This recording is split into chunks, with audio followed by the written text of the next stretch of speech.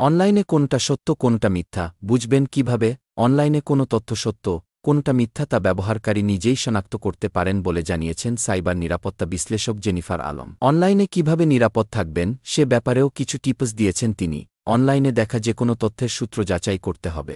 মূলধারার সংবাদমাধ্যম ও সংশ্লিষ্ট সূত্র ছাড়া কোনো তথ্য বিশ্বাস করবেন না। বিশ্বস্ত সূত্র ছাড়া কোনো তথ্য বা সামাজিক বিশৃঙ্খলা সৃষ্টি করতে পারে এমন কোনো কিছুই শেয়ার করবেন না। যে আইডি বা অ্যাকাউন্ট থেকে তথ্য প্রকাশ করা হয়েছে সেটি সত্যিকারের আইডি কিনা তা যাচাই করুন। ভুয়া কোনো স্ক্রিনশট কেউ ছড়াচ্ছে কিনা সেটিও যাচাই করতে হবে। কোনো বিশিষ্ট ব্যক্তির আইডি হলে সেটি ভেরিফায়েড কিনা তা দেখতে হবে।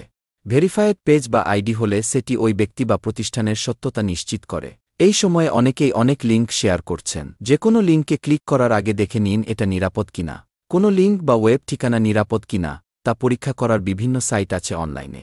কোনো পিডিএফ, ভিডিও বা লিঙ্ক প্রকাশ করলে সেগুলো নামানোর ডাউনলোড আগে পরীক্ষা করে দেখতে হবে সেটায় কোনো ম্যালওয়্যার আছে কিনা। এক্ষেত্রে অ্যান্টি ভাইরাসের হালনাগাদ সংস্করণ ব্যবহার করতে হবে। বিনামূল্যের গন বা পাবলিক ওয়াই-ফাই ব্যবহার করা থেকে বিরত থাকুন। তৃতীয় পক্ষের থার্ড পার্টি অ্যাপ ব্যবহার করা যাবে না। কপিরাইট আছে এমন কন্টেন্ট শেয়ার করা যাবে না। সামাজিক যোগাযোগ মাধ্যমের ক্ষেত্রে তাদের কমিউনিটি গাইডলাইন মেনে চলতে হবে।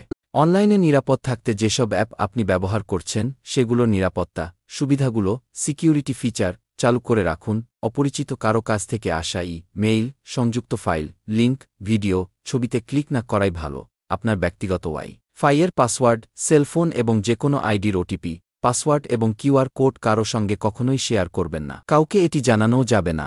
ব্যক্তিগত ছবি ও তথ্য আদান প্রদান না করাই ভালো। এসব ব্যবহার করে কেউ ব্ল্যাকমেইল করতে পারে। এমন ঘটনা ঘটলে আইনশৃঙ্খলা রক্ষাকারী বাহিনীর সাহায্য নিন। ভিডিওটি লাইক দিন, শেয়ার করুন। আপনি যদি ইউটিউব থেকে দেখে থাকেন তাহলে চ্যানেলটি সাবস্ক্রাইব করুন এবং ফেসবুক থেকে দেখলে পেজটি ফলো করুন।